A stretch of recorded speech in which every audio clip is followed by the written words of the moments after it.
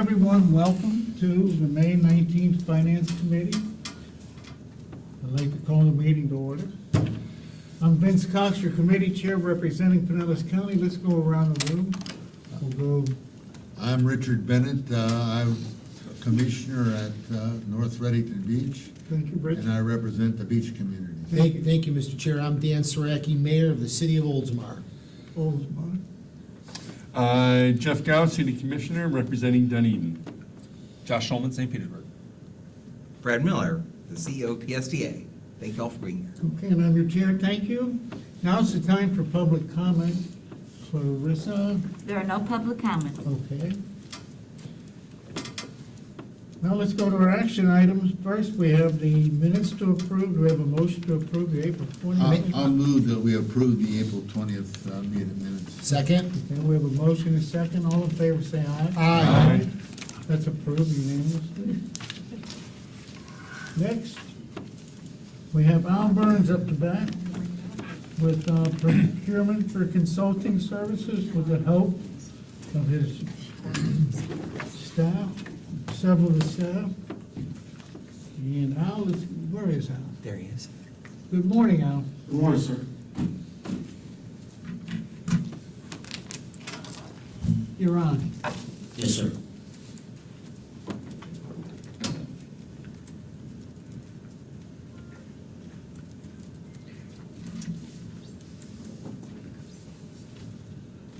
Good morning, Mr. Chair. Al Burns, your highly motivated procurement director. I am so happy this morning to be here and to present to you this action item. And present to you this action item.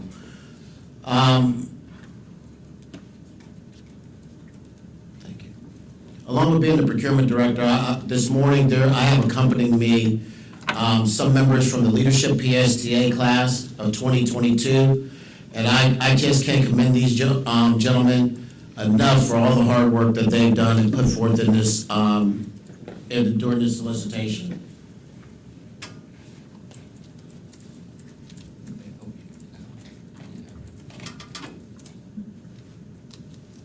Today's action I'm bringing before you is recommend approval of a 3-year contract with 2 one-year options and authorize the CEO to exercise the 3 one-year options for specialized consulting services in a total amount not to exceed for category number 1, technology, $400,000, for category number 2, finance, $300,000, and category number 3, which is continuous improvement, $200,000.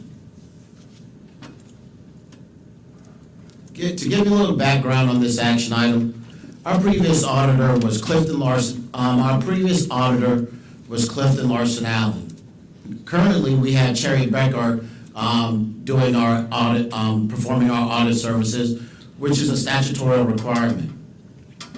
When we had Clifton Larson Allen as our auditor, some of you may remember that we had them do additional tasks, upwards of close to the number of 12, if not 12.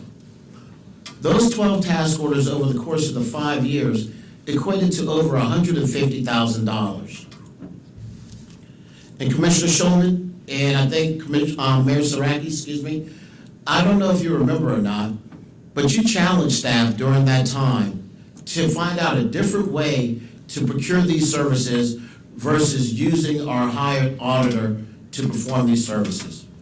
We agreed 110%, and we did our due diligence, and today I want to present to you the results. We developed a solicitation to seek out innovative vendors to perform services in areas the agency doesn't have that specific skill set. We have a lot of talented people at the agency and a lot of smart people at the agency. But there are other people that are considered subject matter experts, known as SMEs. When we did this procurement, we categorized it in 3 areas: information technology, finance, and continuous improvement. Information technology, finance, and continuous improvement. So I consider us having an empty toolbox, and I like to look at it that way. And when we did this procurement, we added a whole bunch of new with your authorization, hopefully, we added a whole bunch of different new tools in our toolbox. As I mentioned when I started, I had the leadership team members with us, and these members of the leadership team, they were with me lockstep the whole way. The most important part that they did during this solicitation process is they served as evaluation committee members. And when we go through the procurement process, I'll tell you exactly what they evaluated and how they evaluated it. But first up the bat is my main man, and I'm so proud of this young man, Mr. Vu Nguyen, to talk about category number 1, IT. Thanks, Al. Good morning, Finance. Good morning, Finance Committee. Today, I'm excited to be here in front of you, representing Leadership 2022 teams as a evaluator for special service contract solicitation. My purpose as a evaluator was to provide IT expertise, and the company that we are recommending for your approval have demonstrated their experience. And I believe we could use COA for penetration testing, ECC for networking, professional sound system, and information system. In addition to that, WinSpeed will add an extensive Cisco and telecommunication. It will add value and expertise to PSA on many future projects. With that, I will turn it back to Al. Thank you. Good job.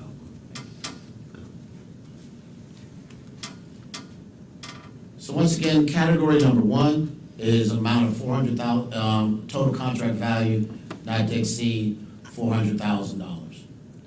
Category number 2, the finance category, and I can tell you I'm so proud to be able to, with my new position working in the budget office, I'm so proud to be able to work with this young man, and I think his name is certainly fitting. Not only Nicholas Sagan, but also known as the Wizard, to talk about category number 2, finance. Hey, thanks, Al. Thanks for your direction on this procurement.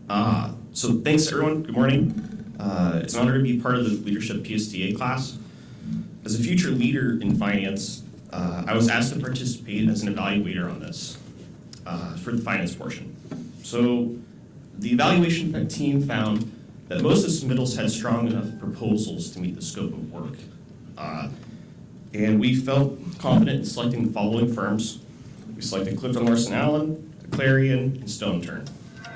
So based on the proposals that we received, we thought that a few areas where we potentially see uses of these different vendors would be potentially helping to review business processes with Clarion, potentially seeing ourselves outsource accounting and finance services with Clifton Larson Allen, and potentially seeing ourselves asking Stone Turn for help with financial planning and analysis. So that's all I got. With that, I'll turn it back to Al. Thanks.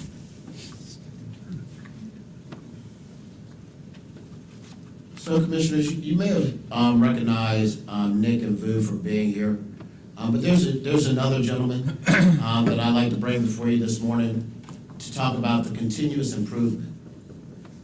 His name is Trevor Endreeson. Trevor has an extensive background in public transit. He started off as a bus operator at another transit agency. He worked with Bonnie Epstein in the MOD and Mobility and Paratransit Department. And he did some really innovative things to help Bonnie while he was in that department. Currently, he's working in the planning department under Cassandra Borges' leadership, specifically in the scheduling department. So to talk about category number 3, continuous improvement, I bring before you, Mr. Chair, Mr. Trevor Endreeson.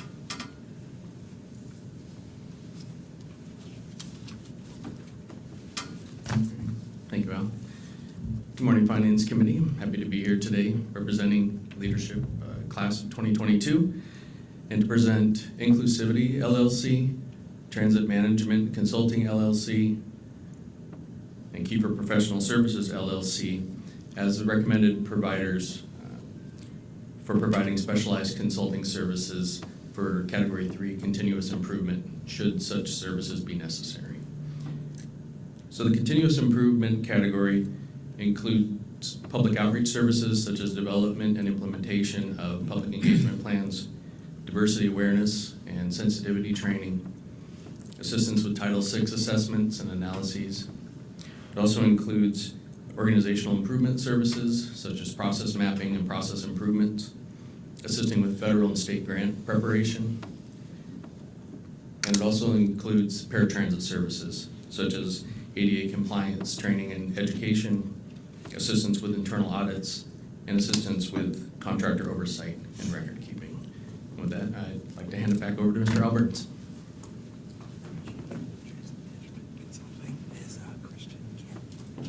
Mr. Chair, once again, and I know I've said it several times, I couldn't be more proud to work with these gentlemen throughout this whole process. And I want to thank you, gentlemen. You did an outstanding job, and we're ultimate professionals.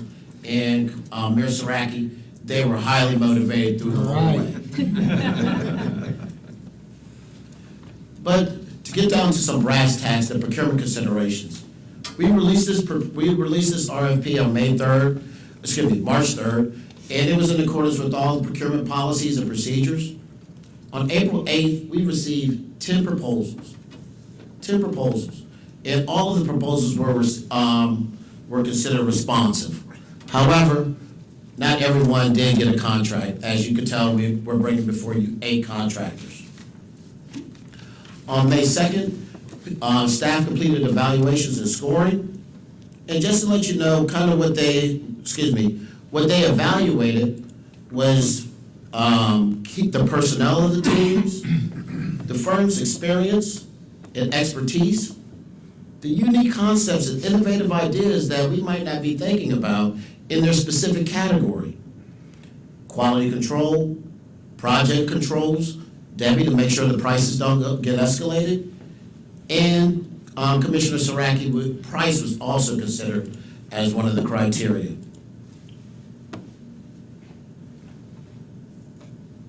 Now, how are we going to manage this contract? Contract administration. And I have, in the procurement staff, with Sharon Spellman leadership and some of our staff, they will monitor the spend on these contracts. In category number 1, information technology, not all 3 firms get a contract for $400,000. It's $400,000 for the life of the contract to be dispersed amongst the firms. And as Vu said, each firm has their own expertise. So one firm might only get a small piece, and we might need ECC for something specific like telecommunications services. In the finance category, $300,000, as we said before, and continuous improvement, $200,000. The way that we do this is very similar to a contract that we have for our architectural and engineering firms, and we issue them task orders. And those task orders are for specific tasks, and accompanied with those task orders is a purchase order.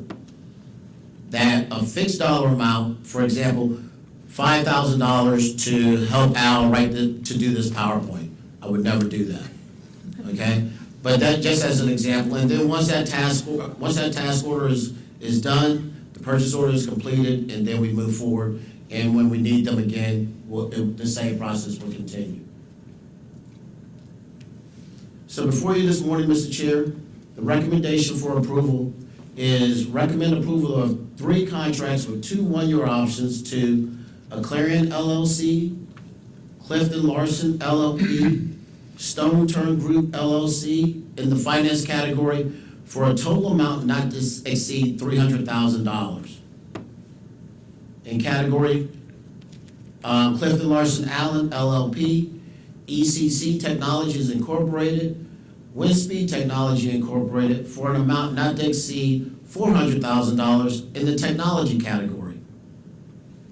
Inclusivity, Kiefer Professional Services LLC, Transit Management Consulting LLC for a total amount not to exceed $200,000 in the continuous improvement category, and authorize the CEO to exercise the 3 one-year options.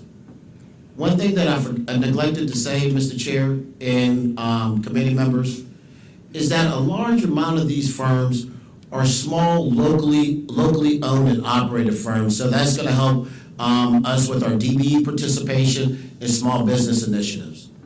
With that, if there's any questions, they'd be more than happy to answer them. Thank you, Al, thank you all.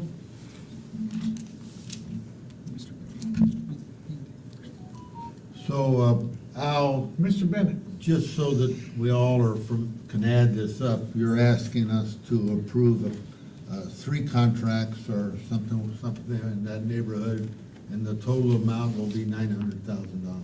That is correct, sir. Over 5 years. And we consider that we need this consulting services. What's the major reason why we need these consulting services?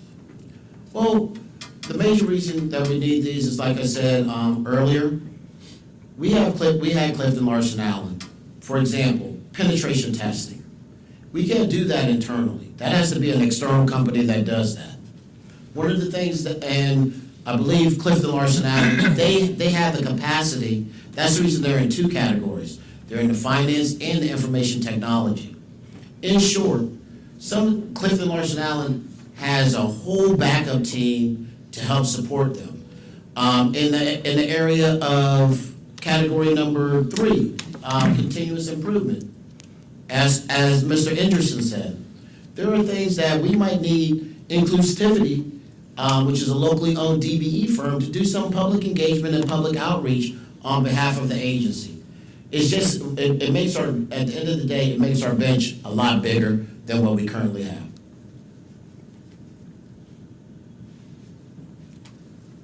Okay, thank you. You're welcome, sir. Mr. Schulman. Thank you, Mr. Chair. Thank you, Al. Thank Thank you you. to the Leadership St. Pete, or Leadership St. Pete, I'm speaking from my own experience there, Leadership PSTA folks. It's great to hear from other up-and-coming leaders. How do we decide on these dollar amounts for each of the categories? During the budget process, each division has a budgetary amount, and I don't know them off the top of my head. Nick might be able to bail me out here. But each division has a certain amount that is for consulting services and, consulting services. For example, IT has a special line, I'm not quite sure what line that is, but IT has a line for professional services.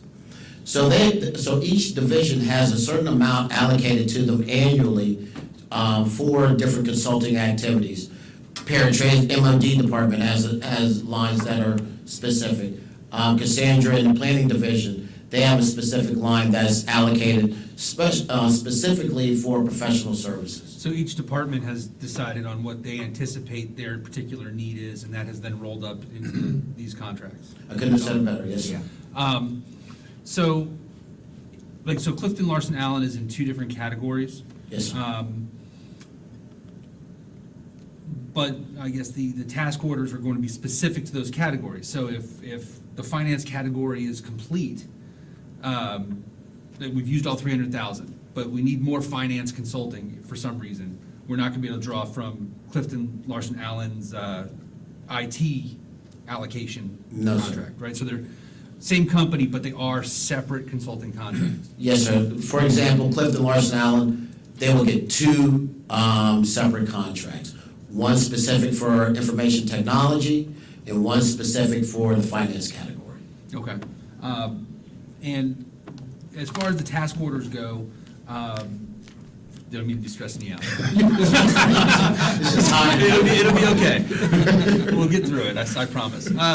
So as far as the task orders then, when it comes, as part of the contracts, are there set, hourly rates or any other parameters other than the potential to get business? Or is that just then all decided by you and management as to, what you're looking for in a particular task order? That's a great question. We put together a pricing schedule, and each firm submitted their pricing schedule. Not everyone had the same disciplines. Not all the firms had the same discipline. But for example, you have the principal, you have the manager, you have the clerical, you have a project engineer, etc. And there was an hourly rate associated with each one of those, I'll say, disciplines. So the way the process works is I have a need. And I say, hey, I want all my procurement files reviewed prior to the triennial, which is next week. and this is a hypothetical. What they would do is I would reach out to one of the firms that I believe Stone Turn that has a procurement arm to them or a leg to them, and I would tell them, hey, this is my scope of work. In turn, what they would do is they would return a proposal to me specific for that scope of work, and they would have the different disciplines or staff that they would use for that. In turn, what Ms. Spellman does and David Henderson does, the contract specialist and the procurement manager, what they do is they look at those rates and compare them to the pricing schedule that they originally submitted. And they'll say, okay, yes, the rates are okay. And then in my case, I work for Debbie Leas, remember, I would negotiate that and say, hey, look, why do you have the principal with 10 hours on this? What is the principal gonna do other than just sign off on it? And we would negotiate that and make sure that the rates for that task order, a key word, is fair and reasonable. Once we determine that they can do, once we review the proposal, make sure that the rates are fair and reasonable, that's when we would issue them a purchase order to complete that task. And that would be drawn down on the overall amount for category number one, which is financial, excuse me. Yes, category number one, which is the finance piece. Hopefully that explains it. It does, and I appreciate that. Mr. Chair, I have two more, if that's all right. Sure, go ahead.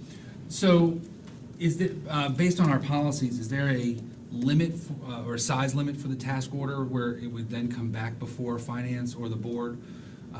Or because we're issuing these contracts, it's fully within the CEO's purview to engage in one of those task orders? You're asking excellent questions this morning, sir, and I appreciate it.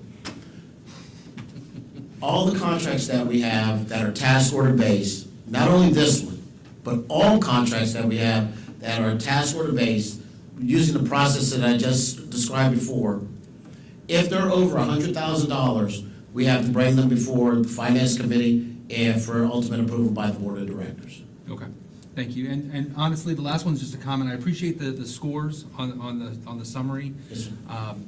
I still would like to see more of a breakdown on what those scores are. So, what the components that go into that scoring. Yes, sir. So that we can, as individuals, we all care about different areas of the score differently. Yes. And things that we think are important, and so having that detail allows us to evaluate it. just a If little bit if it's better. okay with you, Commissioner Shulman, maybe I could do a draft and give it to Brad, and then he can circulate it amongst the finance committee to get your input, so I make sure we exceed your expectations. Like having price and, Whatever the components that made up the score, yeah, okay. Understand. so I deal with a lot of other things that lead with scores, and then you look at the score and you're like, You see a bottom line. but they gave price 1% weighting, Yes. and the color of their logo 99% weight. We're not doing that. I understand. And so I don't know I don't know the components that's making up that total score to then really be able to say this score, I think, is what I believe a fair representation should be. I understand perfectly. Thank you, Mr. Chair. I have one question, Al. Are you gonna manage this, or is Trevor, Nick, and your team gonna manage it? Are you gonna manage it on a daily basis, or are you gonna hand it over to them? That's gonna be that young lady over there, Ms. Sharon Spellman, and her team, Okay. procurement department. That was the only question I have. Thank you. Mr. Chair. Yes, sir, Yeah. Mr. Gallo. Thank you. And just to kind of piggyback on Mr. Schulman's comments about the scoring, if we could also include in there whether or not they are minority businesses. Yes, sir. Would be greatly appreciated. Then also, this originated, this whole conversation, right, if I understood you, Al, from the genius of Mayor Dan and Mr. Schulman. Mayor Dan, isn't that funny? I like that. Lieutenant Dan. I like that. Kind of where I was going. And the 12 extra steps or action items you're asking the external auditors to perform. And if I understood you correctly, the cost of what we were paying the external was $100,000 for the extra 12? 114. It was, I 114. think, I don't want to shoot from the hip, sir. I think we spent $151,000 in additional tasks with that firm. And yes, sir, you are correct. It was Mayor Saraki and Commissioner Showman's leadership that prompted this procurement. The genius of that. Complaining. It's like whining, and then whining. And so that was $150,000 a year No, over the course of the 5 years, sir. over the course of the 5 years? Yes, for Clifton Larson Allen, whose primary scope or responsibility was to perform the audit for the agency. Okay, and so now we are going with, looks like 3 different contracts or 8 different vendors, if I understand that correctly. Yes, sir. And that's a total of $900,000 over the course of 5 years. Yes, sir. Okay, so we're increasing the cost for the same services we're getting Well, by 800, right? so This is for the C students, right, the remedial class. So I understand your question, and let me do my best, give it my best attempt to answer it.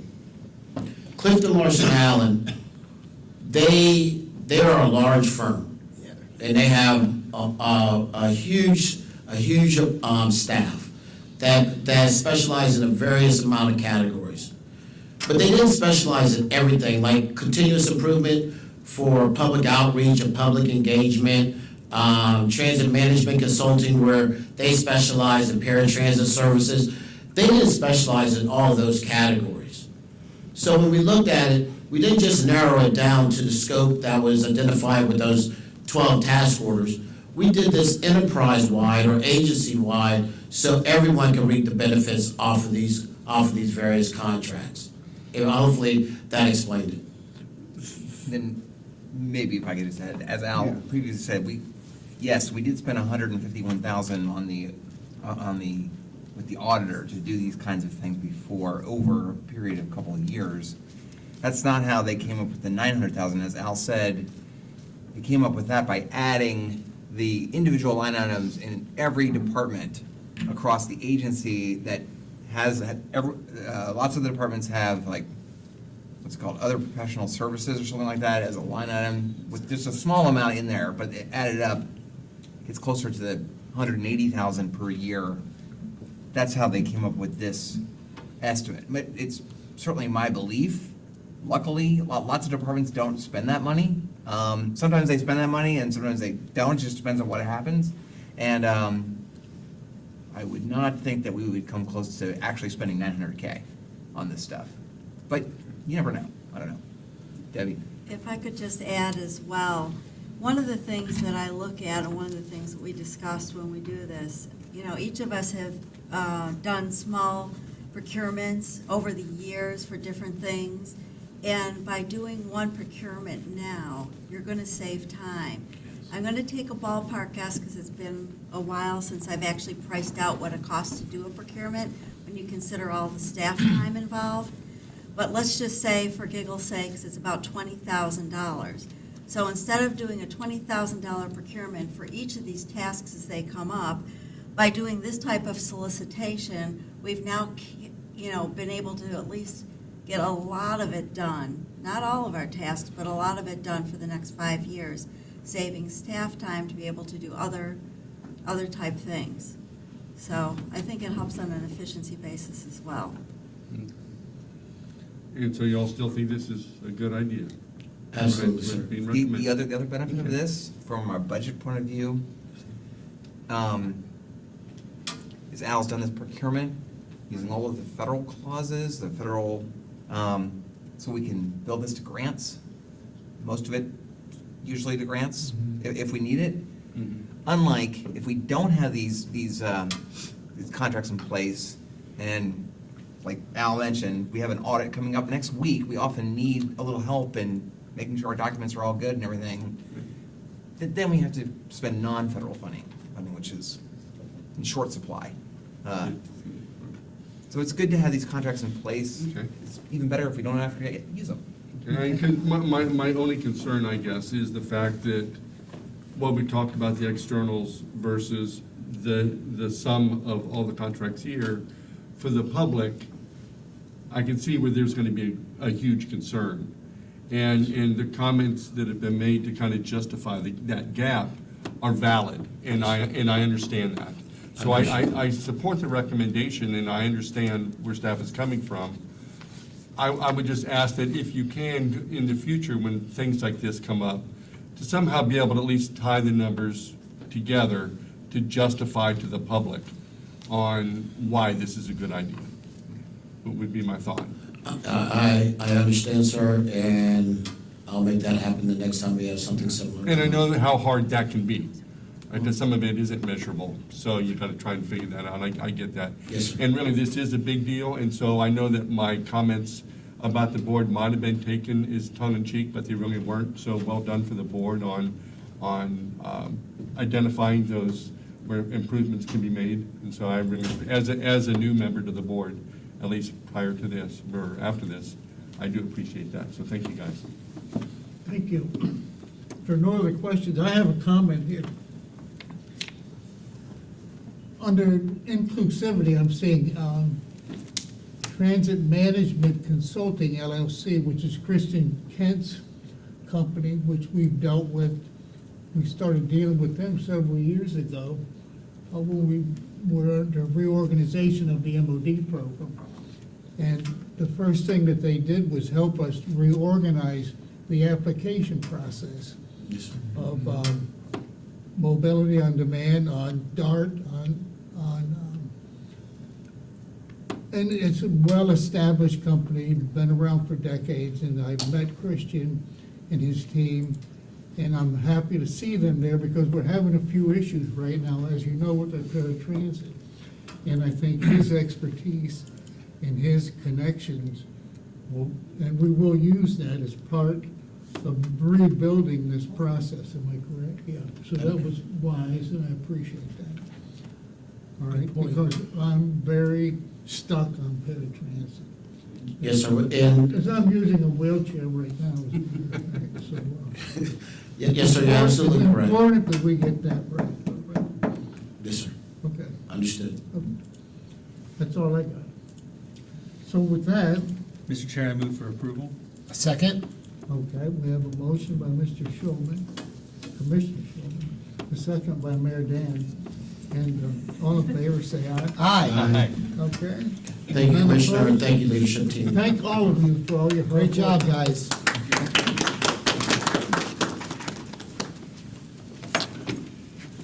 Next, we come to the transit infrastructure construction contract. Mark Knight, our construction project manager, and Sharon Spellman,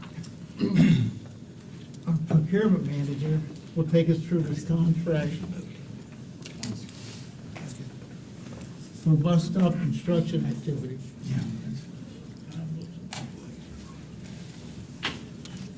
Mark, you're up. All righty. Good morning, Finance Chairman and committee members. My name is Mark Knight. I'm the construction manager for the PMO office. I'm here today to introduce to you the Transit Infrastructure Construction IFB. The action item is to recommend approval for a base contract for 2 years and 3 one-year options to JAM 520 in the amount of $1.2 million for a 5-year period, and authorize the CEO to exercise the 3 one-year options. JAM 520 has worked for us for approximately 6 years. They have always focused on communication, quality work, and cost control. They have completed multiple bus stops for us, as well as the Umberton Road Park and Ride. The scope of work for this IFB includes boarding and lighting pads, shelter pads, bench pads, bus bays, and miscellaneous construction, which may include concrete repair and replacement, striping, curb and gutter, sidewalk, etc. The bid tab, which is included in the IFB, provides a list of unit prices for each of these items and more. The next slide, which you see now, are sample pictures of projects that we have completed throughout Pinellas County. We have a bus bay at Seminole Mall, We have a culvert crossing in Bay Pines. We have shelters in St. Pete and shelters in Largo, as well as a bench pad. Now I would like to introduce you to Sharon Spellman, our procurement manager, who will go over the procurement slide. Good morning, Chairman, Finance Committee members. I'm glad to be here this morning to present this to you. I'm going to talk this morning a little bit about the solicitation and how we got to where we are this morning with our recommendation. On March 31st, 2022, PSTA released an invitation to bid for transit infrastructure construction. It was placed on PSTA's website as well as DemandStar in accordance with PSTA's policies and procedures. As Mark mentioned on his previous slides, we asked the vendor community to submit individual pricing on the components that he brought to you, bus bays, shelters, benches. Based on that pricing schedule, we received on April 27 3 bids from JAM 520 in the amount of $53,114, American Construction Services in the amount of $88,807, and David Nelson Construction Company in the amount of $242,051. Wow. The total contract value for these additional individual services is $1.2 million over the life of 5 years. In addition to that, we placed an 18.28% DBE goal on the solicitation, and JAM 520 has committed to meeting that goal. The dollar value of that goal is $219,360.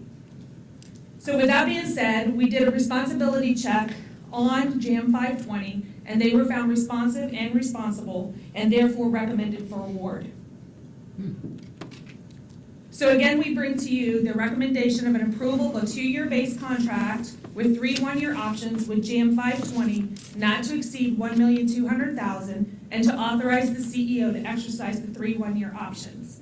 If you have any questions, Mark and I would be more than happy to address them. Commissioner Shaw. Thank you, Mr. Chair. So I'm a little confused about the bid dollar amounts and the total contract amount. Can you, so first off, I'm wondering how there's almost a 5 times difference between 2 different companies. That makes me a little concerned about the lower company's ability to deliver on that bid. But then how do we get, what was in the $53,000 item that then leads to $1.2 million worth of work? Abhishek, Do you want to respond, Mark? Well, number one, JAM 520 and American Construction are relatively smaller companies. And Nelson Construction, who's doing some of our jobs, is doing a wonderful job, but they're a larger company and have higher overhead. That is the only position that I could think of that would justify the cost. In addition to that, Mr. Schuman, the way we put the bid tabs together was essentially we asked the contractors to bid on a typical stop that we would construct with all the elements that Mark showed in those photos, with a bus bay, with the connections to the sidewalk, the culvert crossing, everything thrown in. Typically, that does not happen, but just to get a sense of how much it would cost. And all 3 contractors provided a rate sheet on a unit cost basis on how much that would cost, and we just added all those up, and that's how we compared the 3 contractors against that rate sheet. The $1.2 million is over 5 years. It's the amount of work that we typically do in terms of bus stops, shelter pads, bench pads.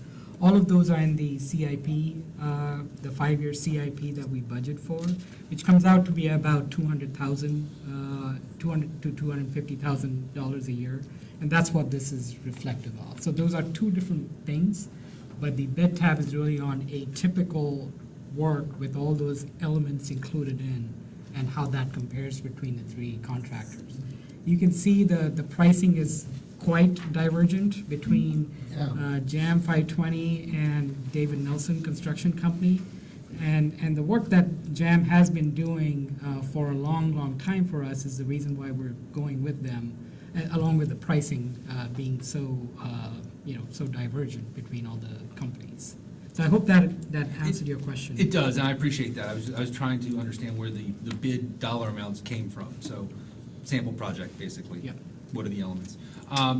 What is our ability to enforce the contract if 3 years from now JAM says, yeah, we can't do it for the rates we said because costs have gone up? Escalation. Yes, in our solicitation, we do have escalation. They are allowed at the beginning of every option to submit an escalation. So then we'll approve that through the contract, through the project manager, and then that will carry out for the option year. And I'll just piggyback off of that. Since COVID, we've experienced that, companies coming to us. But it's not as simple as saying, hey, we're requesting an increase. They have to show backup documentation from their suppliers that they've actually, excuse me, that they've actually had a price increase. So there is backup documentation that is vetted by Sharon, myself, and the staff before we submit it to Abhishek for his approval or not. So I guess what I'm wondering is, JAM starts doing work, and this is not picking on them, they just happen to be the one that's being considered here. And then a year from now, they go, yeah, you know what, it really was $240,000 for all that work. And we ask for backup documentation and go, no, they just get a walk away from the contract then? And I'm asking this because in St. Petersburg, there were several construction contracts for work to be done on sidewalks and things like that, where the vendor just walked away and said, we can't do it for the price that we originally said. So, and that's a great question. And we're experiencing that currently with some contractors where they've asked for price increases and they're saying that, hey, we can't. So there's a decision point that needs to be made at that point where I would come to Abhishek and I say, hey, look, the vendor isn't able to do it. We would ask the vendor to at least honor the contract for an additional 90 days or something of that nature while we go out and re-procure those services under current market conditions. Okay, is there any sort of penalty to the vendor for? There is language in the contract for for walking away from the contract. Knock on wood, we haven't had to enforce that thus far, but there is language in the contract that protects PSTA from somebody walking away. Additionally, with a contract specific to construction, at PSTA, this is a federally funded project, and the FTA requires us to have a performance and a payment bond in place during the life of the contract. So you can walk away if you want to. We're gonna contact your surety, and they're gonna find a supplier to do that work because of the bonding requirements.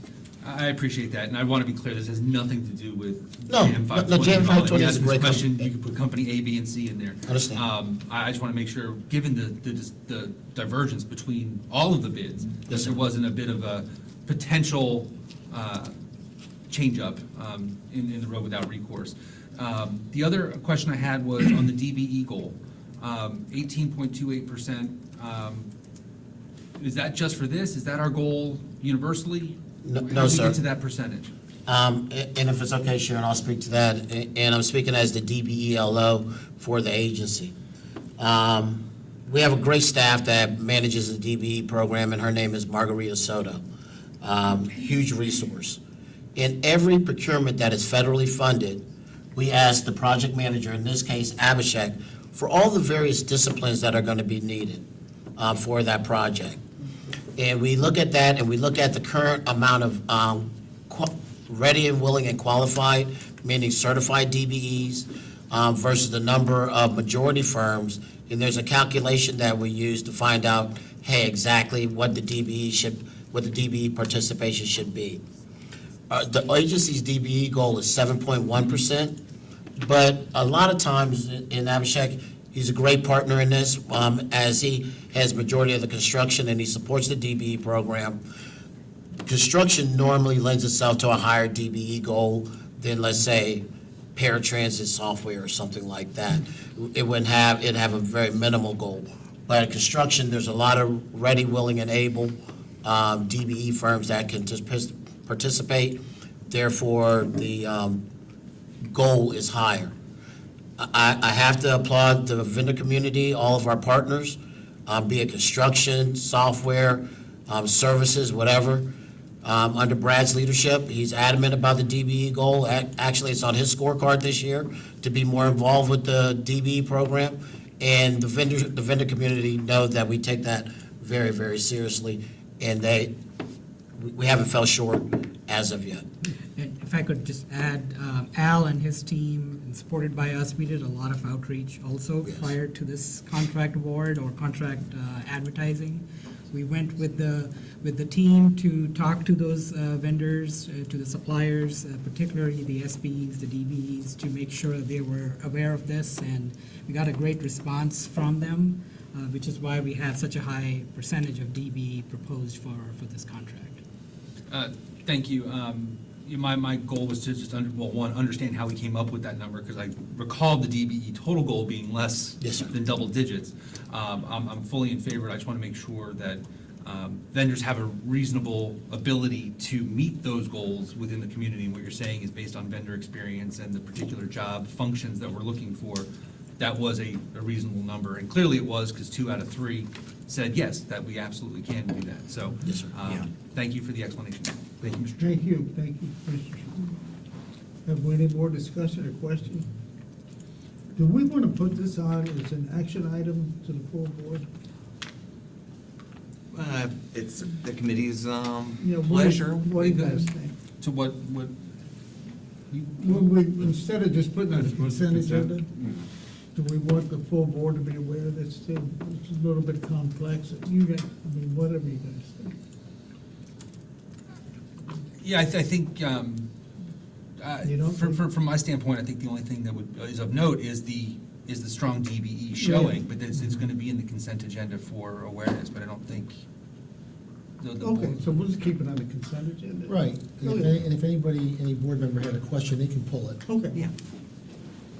Good enough, so. I make a motion to approve, Mr. Second. Chair. Okay, we have a motion from Mayor Dan, we have a second from Commissioner Shulman. You have a new bonnet. Dan. It's okay. I love the way you. His name's not Tom, so it's okay. All in favor, say aye. Aye. Okay, any opposed? None, motion passes. Thank you all for your hard work. Al, you're up again. Busy man, Al. Yes, we are. To talk about the background, this action item here is for Waste Management Incorporated. It's basically for our trash, and this is for a contract amendment.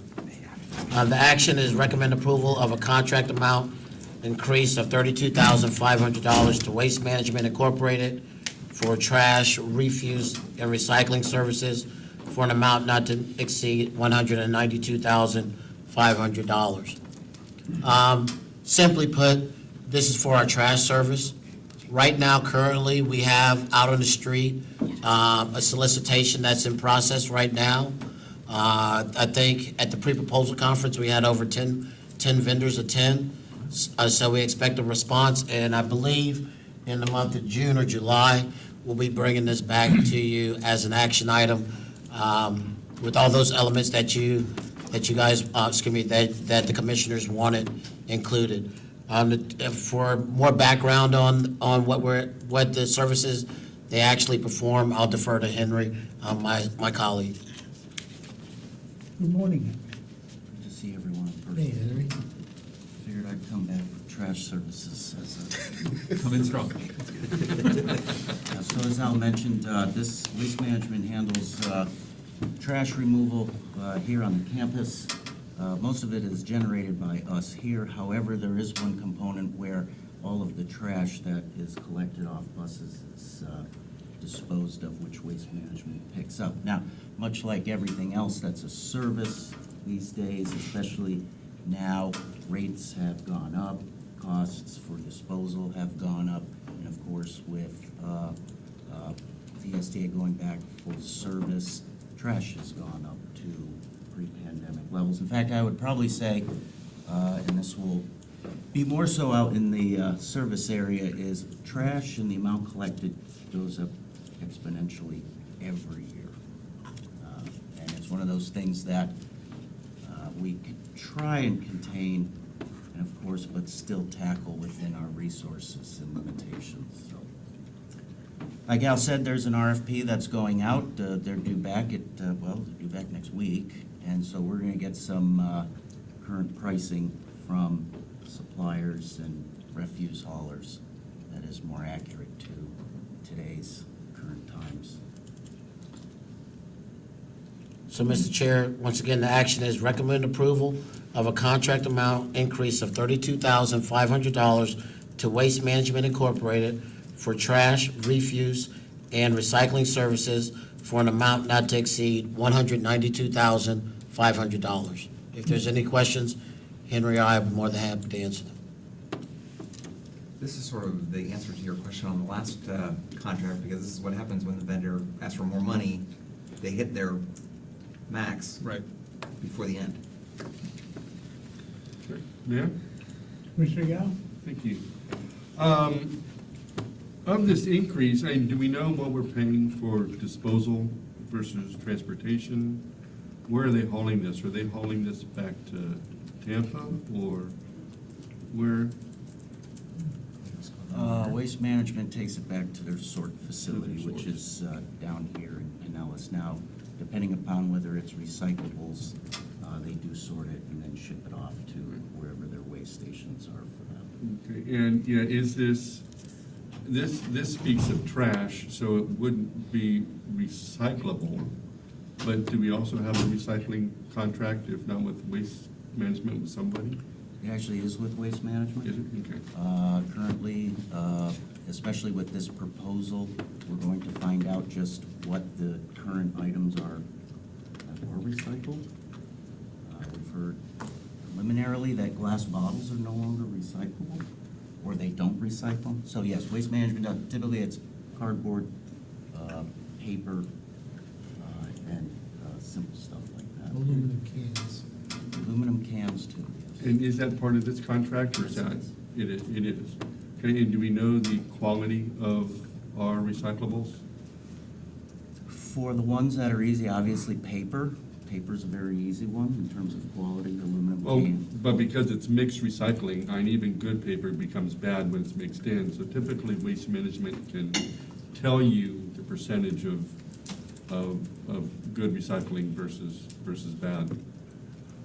Because that's been the whole problem with recycling, is the contamination rates got. You sound like a subject matter expert in this, talking trash.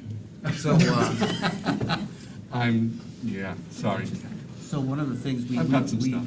we, under this contract, we did start recycling, obviously with our latest endeavors of sustainability, we want to go even further, continuous improvement. So in our RFP, we had an entire section dedicated towards what we want to accomplish, but also what we're expecting in terms of data and feedback from whoever ends up performing these services to keep us aware of how good we're doing, or how bad we're doing, or how can we improve. Or don't throw that banana peel in the cardboard box, which goes into the recycle bin. I think that's a good point, because I think we found with our sustainability stuff that this waste management contract that we signed 5 years ago we don't get the greatest data from them. So we're trying to fix that. Well, yeah, because you could, and we should, because they do have it. Yeah, I know. And make I know, no but it's mistake, tough. Waste Management can tell you more about your trash than you ever want to know. And that's been part of the problem. The reason I bring that up is, right, because the market rates for recyclables have just been a train wreck ever since China said no, and they basically said no over contamination rates. But like in the city of Dunedin, we don't use Waste Management, but we finally got a check for the selling of our recyclables because of what we've done with lowering our contamination rates or increasing the quality of our recyclables.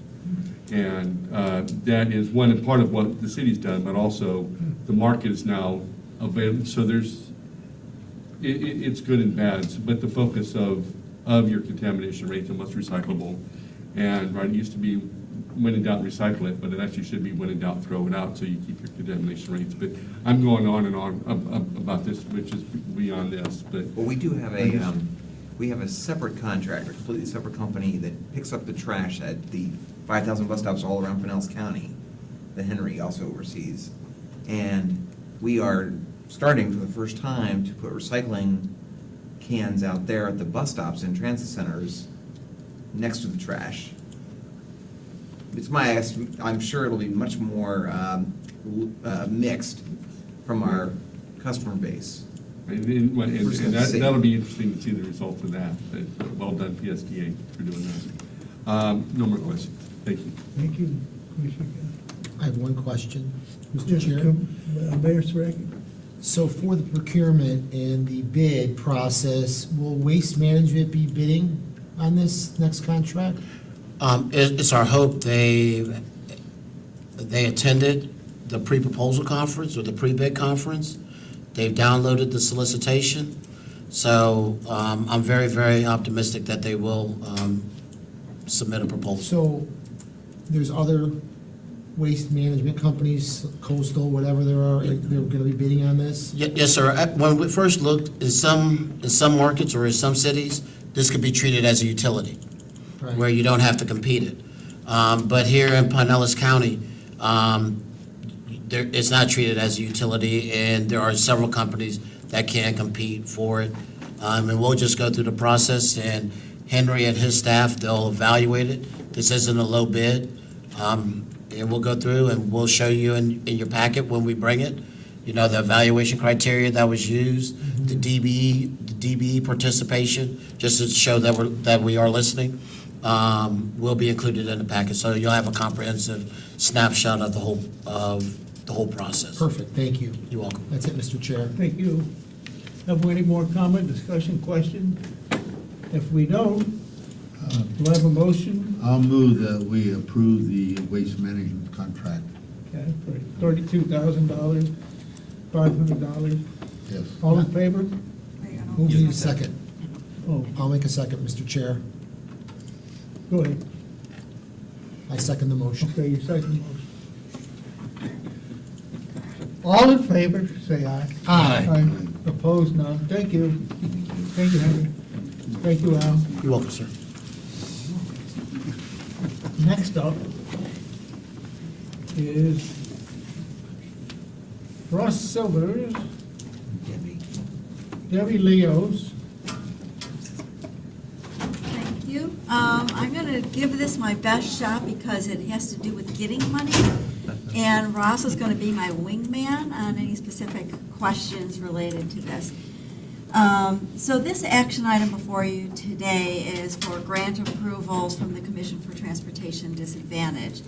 There's actually 3 action items within this one. The first is authorizing the filing and execution of our annual trips and equipment grant for $4.13 million, which is $543,920 increase, which is our highest amount ever.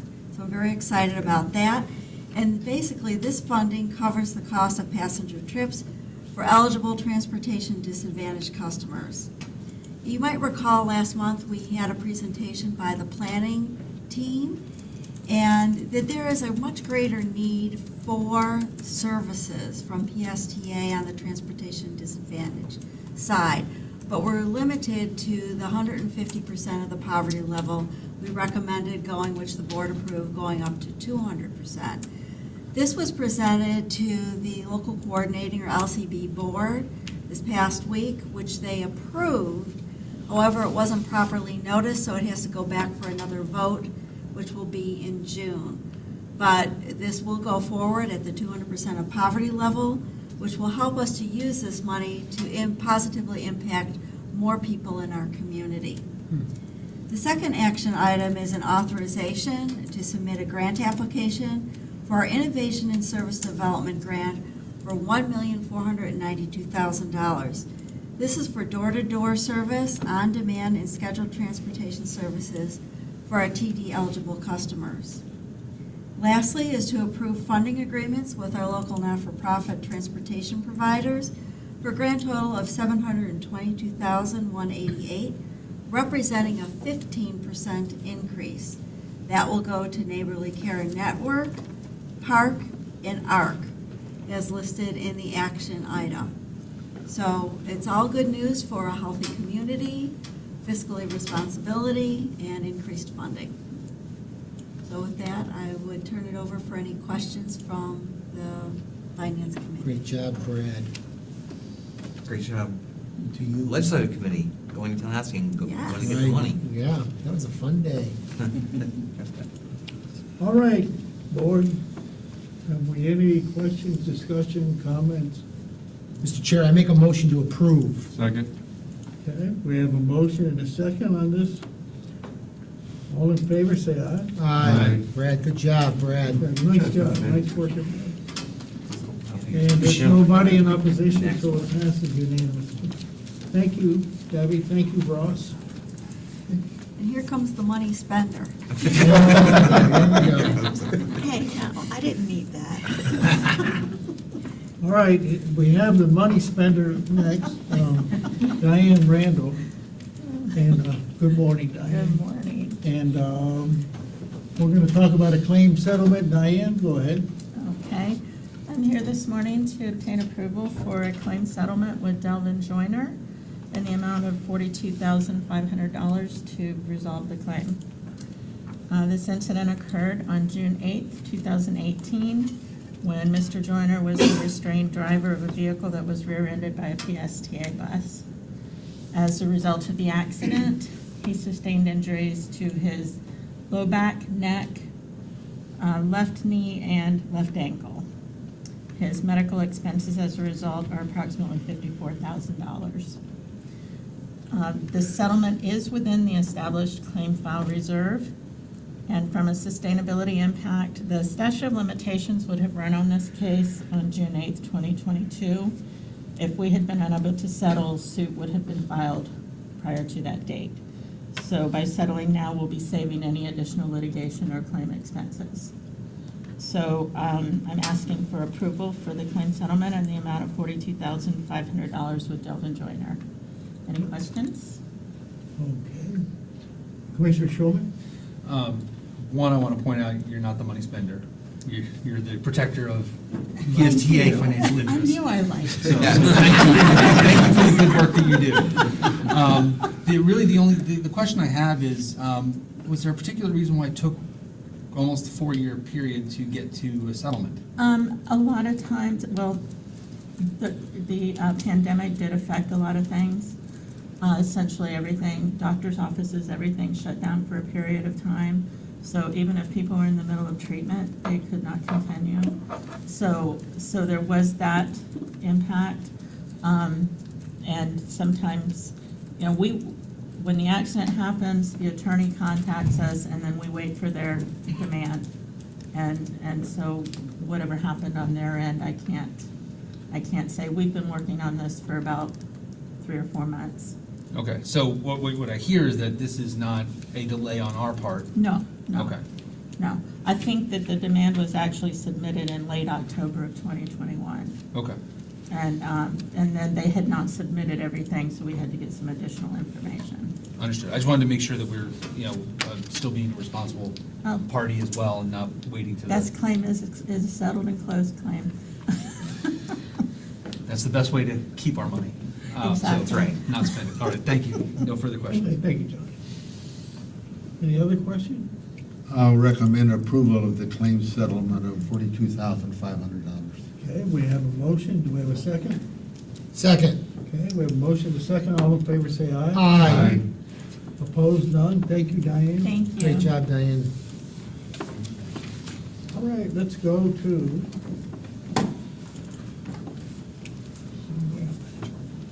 Monthly reports, Julie. Let's go to the reports. And I will be acting as Julie today, just taking a rare couple of days off. She never takes off. Wow. But I will try to do my best in her absence. We'll start out with the monthly financial reports, and we're reviewing the month of March, and this is halfway through our fiscal year as well on a year-to-date basis. This is one of the first months where we are seeing where our actual is greater than our budget in a negative way. The deficit is a little bit greater. Some of that relates to the timing of our property tax revenue on the revenue side. You can see we're down $575,932. We also started to institute towards the very end of March half fares as a promotion, given the high gas prices and inflation, and that will be continuing through the end of March. We are continuing to see a lot of cost containment throughout the authority, with the exception of one area that is slightly out of my control, but not completely, and that is fuel. On the expense side, fuel is going up, as you well know from your own visit to the gas pump. We have been able to lock in some of the fuel this year to help us contain that price increases.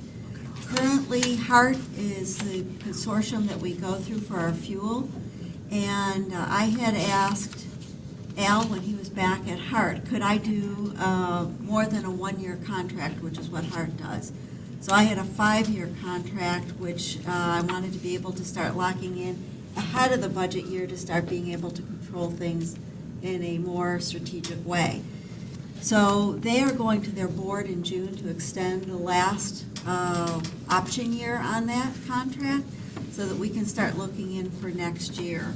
Our budget this year, which is one of the quarterly reports, is at $2.30.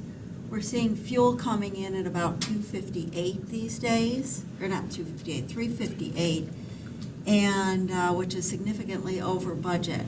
What's really helped us throughout the entire year up to this point is Henry and his staff. As number one, we're getting electric. We have electric buses here. Our hybrid electrics have helped. And also the fact the maintenance of his buses, we have actually seen with new buses and maintenance, our miles per gallon increase, which is helping to contain the costs. So it's really a group effort all the way around. When we start looking, which we'll be presenting next month, the budget, we are looking at a higher cost per gallon that we've got in there. As we go through the summer, if I can lock in obviously lower than what we've initially budgeting, we'll be able to bring that back. But that's one of our significant cost drivers within the authority is fuel. So we really appreciate the board voting on 60 electric buses over the next 5 years. That is going to help significantly on something that's a volatile market. However, on a year-to-date basis, we are seeing a $2.1 million surplus on a year-to-date basis. Again, cost containment is greater than anything that is on a lesser side on the revenue side. So we're real appreciative of everybody doing their parts. And we're also looking at some of those things as we go in the budget is what can we reduce our budget next year on areas people are not spending in to be more realistic. With that, are there any questions on finances? Of course, Josh. Go Yeah, ahead. Commissioner Shulman. It's not really a question. I just, from a planning perspective, I'm hoping we're working into next year's budget a 7,300% increase in passenger fare revenues, just like we had year over year this go around. That would make it easier. Yeah, From free to charging. Yeah. That was quite the increase. Not really a question. Thank you. Thank you. Anybody have any inside scoop on diesel fuel prices in the future? No. Very. The futures market is starting to come down a little bit, so It that's is? good, yes, despite what's happening at the gas pumps here. And trust me, between Al, Sharon, and myself, it is up on our computers all day. Yeah. Not that I can do anything about it till HART, enters into the agreement, but I watch it all the time. Okay. We'll move on to, how about the quarterly reports? All right, in your packet are the quarterly reports. We have in there an investment report. And one of the things that that did not happen in the all-inclusive items that we just passed before on a consulting basis is if you take a look at the investment report, we primarily invest in one thing, and that's certificates of deposit. They're backed by, the Treasury, so they're very clean, very neat, and it looks like a cookie instead of a pie on the chart. So one of the things I've asked Al to do is to do a solicitation for a financial advisor. Every year in September, I bring to the board our investment policy, which offers quite a buffet of items that we could invest in, that we don't. So I'd like to get some expertise on board to really kind of help us to get away from just one type of investment, even though that's going up. You know, we're seeing increases in the interest rates, into something that may be low risk but give us a greater return on investment. So I might be looking to you, Commissioner Schulman, for some advice as we go through that process. First question I have is, aren't we limited as to what, as an agency, we can invest in? We do, we have a policy, but it's actually pretty robust. We've pulled things from other agencies, including the county policy, and we have been extremely risk adverse with just doing CDs. I am now getting the team, because I've got a newer team, into laddering out the CDs so we can take advantage of a rising interest rate market. But I'd like to at least take a look at what else we could do that's low risk. Okay. So also in here, we have our reserves, the fuel report, and also our capital projects. We're behind on our capital projects, and it's primarily, one of the drivers is the Sunrunner, which the project will be opening on schedule, but we're a little bit behind on the invoices, but that'll catch up to itself. And the other piece that I have Liz here, Liz O'Hara, is to talk about benefits, which you'll be hearing a lot about next month as we bring the health insurances. All 69 proposals we'll be reading over the weekend to the board next month. Thank you, Al. Good morning, committee. So you have the health insurance packet, the second quarter information in your packet. As you can see, our numbers of enrollment really has not changed. The base plan is still the most utilized plan, with the high deductible coming in second. The high deductible is going up in enrollment as we get more employees, but really the numbers are staying the same there. The total cost, the total claims cost for our base plan has gone up from quarter one to 60%. This is, the buy-up plan in comparison is 25%, and the high deductible is at 16%. Both of those plans are down since quarter one of this year, and our insurance broker has assured us that this is really common in the healthcare market right now, being that people are finally getting back to going to the doctors and getting everything that they had put off during COVID. Currently, our loss ratio has gone down from quarter one, and it is sitting at 87%, but it is still up from last fiscal year. And as Debbie had kind of pointed to, we did an all lines RFP for all of our insurance. We have a lot of proposals to go through, but you guys will be hearing from us next month's Finance Committee with our recommendation. Can't wait. Neither can I. Any questions? Nope. Great job. Thank you. Okay, ridership performance, Brad. Okay, in your packet is the PSTA Access accountability metrics that we started tracking. You see that? Right here. We're tracking that. Gonna answer any questions? And then we also have the normal board operating statistics report, which April again was a very solid month, thanks to spring break largely, maybe gas prices, and our half-fare Flamingo promotion. I would like to bring forward Reed Powers. Reed Powers is also a member of our Leadership PSTA class, and he told me earlier this week that his project for Leadership PSTA was to make improvements to this very 2004 PSTA board report on the data, and he wanted to know my input, and I was like, well, why don't we get the entire Finance Committee input into how you might think. I think he has some ideas on ways that we might be able to make this report better or more interesting. Everyone's looking at this report, right? Yeah. Yeah. So as part of Leadership PSTA, we all work together to do a community project, and then all of us have our own personal project related to the department we're in, and I'm hoping to redesign the board report, because it could use a little refresher, right? Yeah. So some of the ideas, well, I need to get stakeholder approval, so that would be all of you guys and Brad.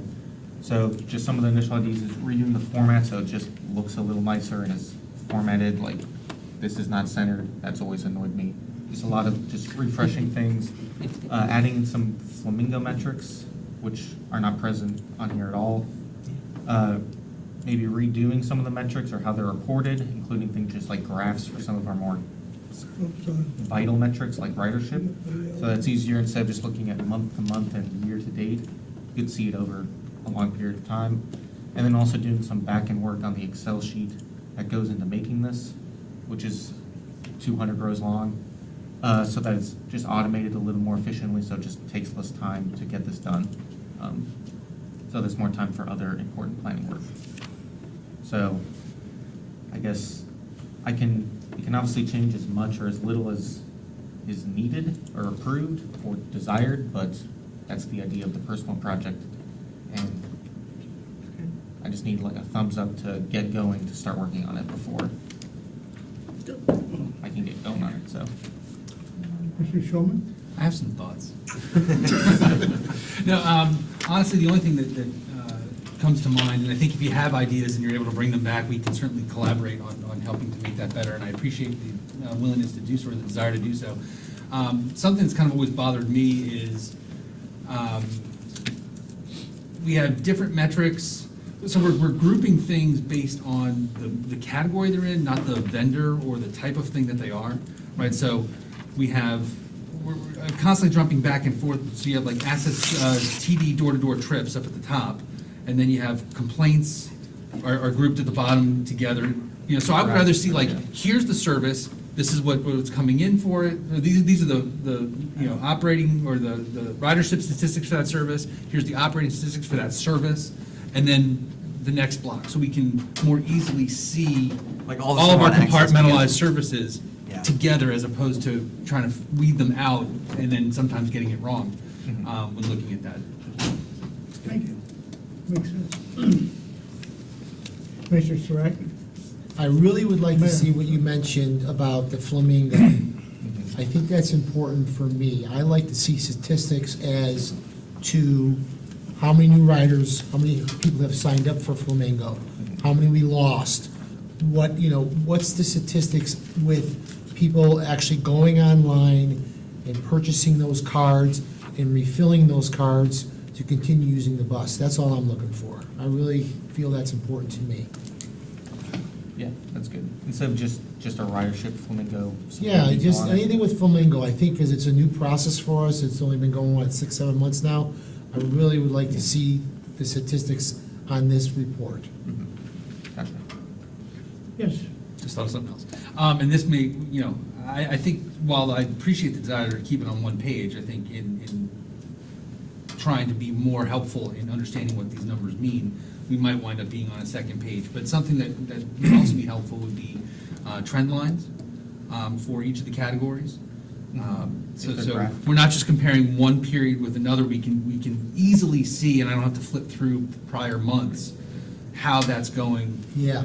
And ultimately may only be for certain items, but being able to see that trend is much easier than trying to interpret it from the numbers as raw data. Especially in the last year when COVID made everything lower, because now we're comparing it to like normal now. Can like skew things and make them look wonky. Yeah, if you only compare it to a year in COVID versus non-COVID or whatever. Well, and it's the same thing when you look at the accessibility report that we were just talking about. It's very easily, without looking at any numbers, to get a sense as to what is happening with those different aspects, ridership, complaints, and things like that, because it's represented more graphically than numerically. And last comment, I appreciate your forward thinking in improving this. I always thought it should be improved, and I think that's great. Being on the leadership class for PSTA, you getting involved in doing that, I want to thank you for that. Of course. And hopefully I have like a few rough drafts shortly, and they're gonna be A, B, or C, and we can all discuss some. Pick which one looks best, and I can finalize that one maybe. Looking forward to it, thank you. Yeah. If I may, sorry. No, no, go ahead. I was just gonna say, I'm more than happy if you want to send any rough drafts outside of board meetings and just email them to us individually for feedback. I'm more than happy to provide that feedback. If you want to wait and do it as, you have a different way you want to handle it, that's fine too, but. I'll talk to Tamika about leadership and how it's kind of supposed to go down, but yeah, I can always do that. Fantastic. Commissioner Galvin? I certainly like the conversation, and thank you for bringing it forward. Anything that we can do with Flamingo, because I really think that Flamingo card and the app is really the future on how we measure so much of what we can do Right? at PSTA. And that ties into the UPass, and that is also a fan of mine. That are we taking advantage of that relationship with our schools as much as we can? And how that can be measured and where we can grow that instead of just waiting until the end and see what the results are. You know, if it's something that we think is beneficial to PSTA, then what can we do to kind of push that forward? I love the idea of trend lines, right? If you're just going to compare period to period, it's really hard to get an idea of where you are. And just anything else, because this is at least my first shot at really thinking of the report in this way. So I'm kind of just winging it here, but basically it's the idea of looking through all of this and really trying to understand what is important for us to measure and how we can plan for that. I think, is this going to be brought before the planning committee as well? Because I think that's where a lot of the ideas for planning would come from. And so that, Actually, this committee's full name, or it was, called the Finance and Performance Management Committee. And so it was this committee that kind of looks at the data, basically everything how the organization is performing now, or, the way we're operating now. Planning looks ahead to the future. You do better planning if you know how it's doing now, I agree, but. yeah, so, okay, I'm not going to, if it's not broke, don't fix it. That's it? Me? Yes. I just had a question or a comment about the Flamingo and the UPass, and I am so appreciative to have Commissioner Gao on board with that as well. But have we thought about, instead of having Pinellas County Schools students use their IDs for the free rides, to allowing parents to sign their kids up to get a Flamingo card, so that we can then track that usage a little bit better? Because not all the kids have phones, or not all parents want them to use their phones. Not all kids have their IDs, because many schools don't release them to the students because they're just going to lose them. I realize they could just lose the Flamingo card as well, but you got to start somewhere as far as trying to engage, getting them to ride more. We have a long list of Flamingo Fairs tracking requests. So Al and I are working on making that more frictionless in the future. Right now, it is not possible. It is not possible. The idea of tracking a group like students or company in the Flamingo Use app is not there yet. And that's a Flamingo issue, that's a limitation on Flamingo. Yeah, like idea would be you could give all the kids like a QR code, or like a little code that they would type into the app, and then we could track. Okay, they're a Pinellas County student, and then Reed would get a report of all the of student rides taken yesterday or last month or something like that. That's in the future, I hope. But we are applying positive pressure to Flamingo to come up with that. Yes.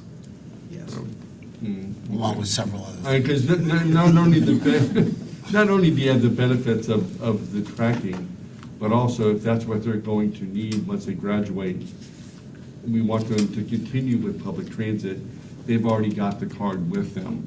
Because part of the hindrance would be is if they're using their student ID, well, now if they want to continue after they graduate, they've got to get the card, and that's just one more obstacle.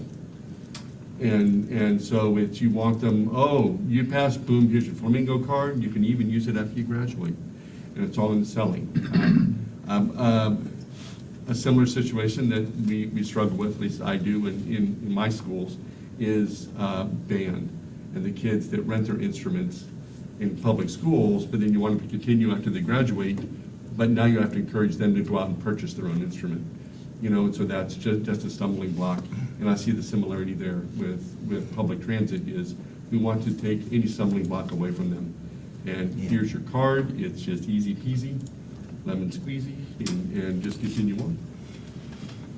Anyway. Okay. Flamingo wish list. Anything more from this committee? I do have a comment, if there's nothing more, on the PSTA access ridership, the updated one. Yeah. And we were shooting for manual trip assignment this May 30th with Spare Labs, and apparently that's been pushed out a couple weeks now to June 17th. Yeah. And the dynamic driver brakes have been pushed out to June 30th from May 30th. And are we making progress on that? Yeah, we're making a lot of progress every day. Okay, but. Still having meetings every but day. I'm noticing progress. I'm still getting phone calls and emails and so on and so forth. We had a request by First Transit, our contractor, to delay some of these implementations Yeah. of these things that are only gonna help them. Uh-huh. So, Which ones would they ask to delay? well, they've already, they had a delay on the thing that's already checked, live duty global optimization, that's kind of set us back a little bit. Yeah. And then, so that kind of pushed the other ones forward, but hopefully we can, Yeah, I just think it's so important that they get a grasp on this. yeah. And when somebody becomes available to go pick up somebody and they have a means to put it into their database and say, go pick up this person. Yep, Rather than, yep. try to put them on MOD or whatever. Oh, yeah, no, we're really working on that. First Transit Innovation Team will actually be here next week, Tuesday, Wednesday, Okay, good. Thursday, to help us. We're gonna take test rides, sit with dispatchers, look at the driver's tablets, Good, really good. get in there. Yeah, I'd like to be part of that. I'm not, my health isn't good enough right now to go out and visit a lot, but I appreciate it, right? It really is important to me and to those people that we serve too. It really is important that we serve them right. Thank you. Yes, Mr. Schulman. Thank you, Mr. Chair. Just along those lines, I appreciate you mentioning the fact that they were delayed, that some of these items were delayed. I wouldn't have known that. I was just looking at the report and I see what's been completed and what's upcoming. If I hadn't referred to a prior report to compare. So what would also be helpful when looking at these reports is an indicator of some sort, whether it's been, something like this has been moved down or moved up. That's what I was trying to do with the red, but I didn't note on my report that the later ones were delayed, but. And I don't know, I'm taking Chair Cox's word for it. We'll put in red if they've changed. Okay. Yeah, and then, well, it did change from, the key one to me is manual trip assignments. That's what a dispatch system is made for. Yeah. And dispatch. And my point is, we're agnostic of what the particular metric is. Right. Knowing that it changed Right, from the right. prior is helpful, because then that leads to the opportunity to ask a question as to why is that, if a commissioner feels it's important to ask. Yeah, manual trip assignments could have been put in red also, back to June 17th, and then. Yeah, And should've then been we red. noticed that. Okay. Yep. That was But I got an eagle eye for stuff like Good that. job. And a fantastic memory. Oh, no, Just take the. ask that lady in the back if I have a fantastic. Should agree with her. I love my wife. That's it for that. Any other questions? All right. Chair, if I could? Of course. Just because I just thought about it, my apologies to the board, but back to the operating stats. If we could also get a breakout of the Jolly Trolley, just because we're getting hit a lot from the residents of Dunedin complaining about overdevelopment. And by looking at the census data and all that we're seeing is Dunedin is not blowing up in population, but we're getting hit hard in tourism, which I think is throughout the county. And most of those tourists are going to be on those beach communities.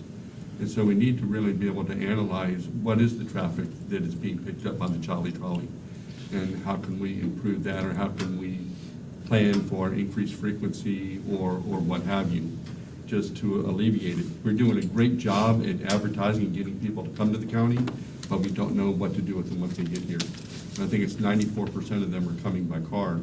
If we could work on other ways to get them into the county, or once they're here by car, to get them around the county, and let PST be the leader in that, and not just reactive to it, but, you know, push forward as, here we are as your transportation agency.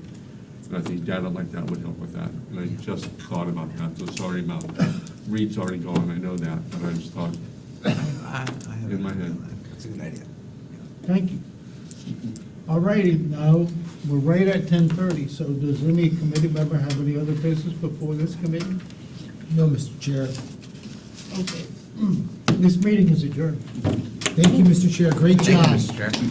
Great job. I'm sorry, Brad, I know that probably makes you cringe. Brad, quick question. What is that an iPad that you have? Yeah, this is an iPad. And then just with the keyboard.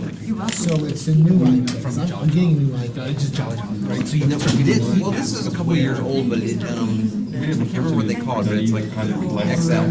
It's like the larger phone. I mean, what I'm getting is to be able to choose